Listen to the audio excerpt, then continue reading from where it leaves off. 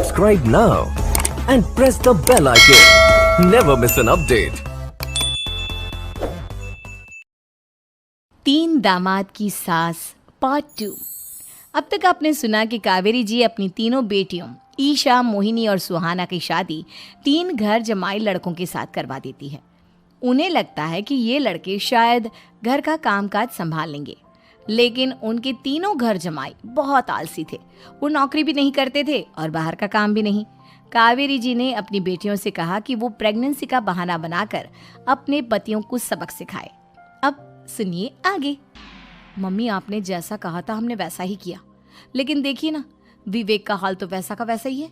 घर में ना सुबह का नाश्ता बनता है और ना खाना। नौकरी पर जाने की बात करूं तो खाने को दौड़ते हैं मुझे। हाँ मम्मी, मैंने भी सुमित को कितनी बार कहा कि अगर नौकरी नहीं करनी तो कोई छोटी सी दुकान ही खोल लो, घर का खर्चा कैसे चलेगा। देखो दोपहर के 12 बजने आए और जनाब अभी तक सो रहे हैं। हाँ मम्मी, ईशा और सुहाना ठीक कहती हैं। अविनाश का भी यही हाल है। जब मैंने अपनी प्रेगनेंसी के बारे में कहा तो मुझसे कहने लगा, अरे दूसरी लड़कियां तो 9-9 महीने तक नौकरी करती है, बस डिलीवरी के टाइम छुट्टी लेती है। मोहिनी, तुम भी नौकरी करो। अब मुझे कहाँ नौकरी मिलेगी। मम्मी बताओ अब मैं क्या करूँ। हे भगवान, क्या सोचकर घर जमाई दामाद लाई थी मैं कि मेरी बेटियां मेरे पास रहेंगी और खुश रहेंगी, लेकिन इन आलसी दामादों ने तो हमारी जिंदगी को भी प्रॉब्लम में डाल दिया है।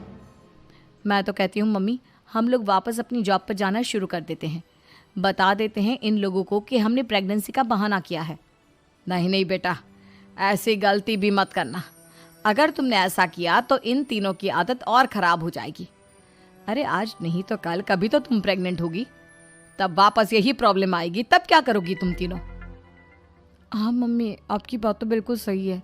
इन लोगों को तो सुधारना ही पड़ेगा। लेकिन कैसे? अपने बच्चों के आने की खबर सुनकर भी इन लोगों पर कोई असर नहीं हो रहा। पैसे कमाने के लिए घर से बाहर निकलना ही नहीं चाहते ये तीनों। अब मेरे दिमाग में एक प्लान आया है। तुम तीनों चिंता मत करो, उन तीनों को बुलाओ, फिर मैं बात करती हूँ। थोड़ी देर बाद कावेरी जी अपने तीनों दामादों को सामने बुलाकर अपनी बात कहना शुरू करती हैं।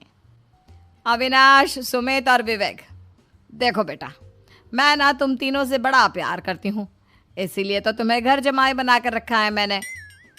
अरे मम्मी जी, सीधे सीधे कहिए ना, क्या बात है। प्यार तो हम भी आपको बहुत करते हैं।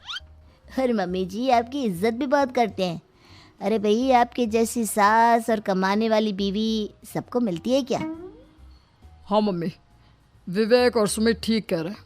आपकी बेटी से शादी करके मेरी तो ज़िंदगी ही अच्छी हो गई है। जानती हूँ मैं, और ये भी जानती हूँ कि तुम तीनों अपने अपनी बीवियों से बहुत प्यार करते हो। बेटा, बात ऐसी है कि हमारे कुल गुरु ने कहा है कि प्रेग्नेंट होने के बाद मेरी तीनों बेटियां शुरू के 4 महीने हमारे गांव में जाकर रहेगी, जहां मेरे चाचा जी रहते हैं। अरे लेकिन क्यों मम्मी, गांव में जाकर रहने की क्या ज़रूरत है इन तीनों को।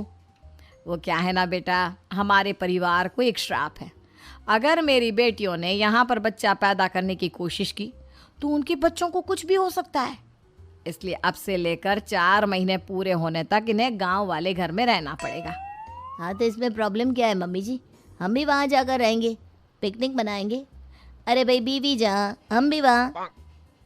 हाँ यार, आइडिया तो बहुत अच्छा है। शहर की ज़िंदगी में रह रहकर परेशान हो चुके हैं, अब कुछ दिन गांव में बिताएंगे। तुम लोग समझने की कोशिश क्यों नहीं करते। तुम में से कोई भी वहाँ नहीं जा सकता, और मैं यहाँ रहूँगी ना तुम तीनों के साथ। 4 महीने की तो बात है, उसके बाद ये तीनों ही लौट कर आ जाएंगी। ठीक है मम्मी जी, अब हमारे बच्चों का सवाल है तो ये तो करना ही पड़ेगा। कावेरी अपनी तीनों बेटियों को कुछ दिन के लिए घर से बाहर कहीं दूसरे शहर में रहने के लिए भेज देती है। कुछ दिनों के बाद, अरे मम्मी जी, बहुत दिन से पिज्ज़ा नहीं खाया, मंगवाइए ना। क्या बताऊं बेटा, पहले तो बेटियां खर्चा दे देती थी क्योंकि उनकी नौकरी थी, लेकिन अब तो मेरे पास पैसे ही नहीं बचे। थोड़े बहुत पैसे हैं जो बच्चों की डिलीवरी में काम आएंगे। लेकिन मम्मी जी, आपकी बेटियों को वापस आने में तो अभी बहुत वक्त बाकी है। वही सोच सोच कर परेशान हो रही हूँ। सोच रही हूँ कल से दूध भी बंद करवा देती हूँ। अब दूध वाले को देने के लिए पैसे भी तो नहीं है ना। अरे नहीं नहीं मम्मी जी, अगर दूध भी बंद करवा दोगी तो मुझे चाय कहाँ से मिलेगी, और चाय के बिना मैं तो मर ही जाऊंगा। क्या करूं बेटा, इसके अलावा हमारे पास कोई ऑप्शन नहीं है, मेरे पास पैसे ही नहीं बचे। इस तरह कावेरी जी धीरे धीरे अपने तीनों दामादों को पैसे देना बंद कर देती हैं और घर में खाने पीने की चीज़ें लाना भी बंद कर देती है। अब वो तीनों बुरी तरह से परेशान होने लगे थे और इसलिए एक दिन तीनों प्लान करके घर से बाहर निकलते हैं और बाजार में जाने के बाद यार अच्छा खाना खाए हुए कितने दिन हो गए, पता नहीं कब अच्छा खाना मिलेगा। हमारी बीवियों के जाने के बाद तो हमारी हालत भिखारियों जैसी हो गई है यार। कुछ भी हो, मुझे तो आज पिज्ज़ा खाना ही खाना है। जेब में 1 रुपया नहीं और पिज्ज़ा खाएगा, कहाँ से आएंगे पैसे? अरे देख वहाँ सामने बोर्ड पर क्या लिखा हुआ है, कंप्यूटर पर काम करने के लिए एक आदमी की आवश्यकता है। भाई मैं तो जा रहा हूँ, काम करूँगा और शाम तक पैसे लाकर आराम से पिज्ज़ा खाऊंगा। जा जा, तुझे कोई काम नहीं देने वाला, हम तो घर जा रहे हैं। चल भाई सुमित। सुमित और अविनाश वहाँ से चले जाते हैं और विवेक उस कंप्यूटर शॉप पर सारा दिन काम करके 5,000 रुपये कमा कर घर लौट कर आता है और अपने खाने के लिए अच्छी अच्छी चीज़ें भी लेकर आता है। ये देखकर विवेक और सुमित के दिल में भी कुछ पैसे कमाने की इच्छा जागती है। अरे सुबह सुबह कहाँ चल दिए तुम? मम्मी जी एक बहुत अच्छी जगह मिली है, कंप्यूटर पर काम करने के 5,000 मिले थे कल मुझे। अगर रोज़ काम करूँगा तो पूरे 40,000 की तनख्वाह। अरे वाह, ये तो बहुत अच्छी बात है दामाद जी, आपको जाना ही चाहिए।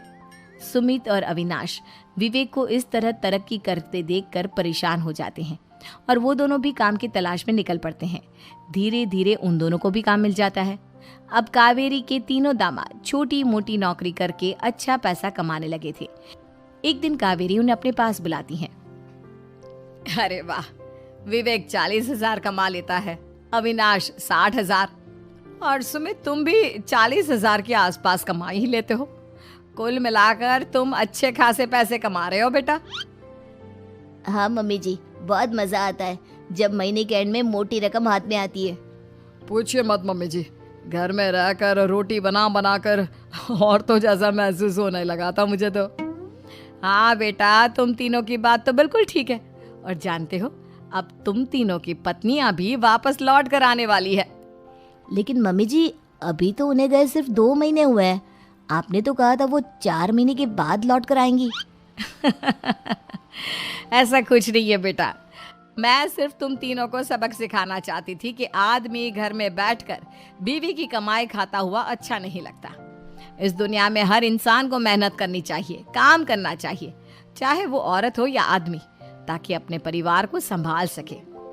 कावेरी की बात सुनकर उन तीनों को अपनी गलती का एहसास होता है और कावेरी उन्हें सच बता देती है कि ईशा, सुहाना और मोहिनी शहर में ही कहीं दूसरी जगह रह रहे थे। शाम के वक्त उन तीनों की पत्नियां लौट कर आ जाती है और कावेरी जी का परिवार एक खुशहाल परिवार की तरह रहने लगता है।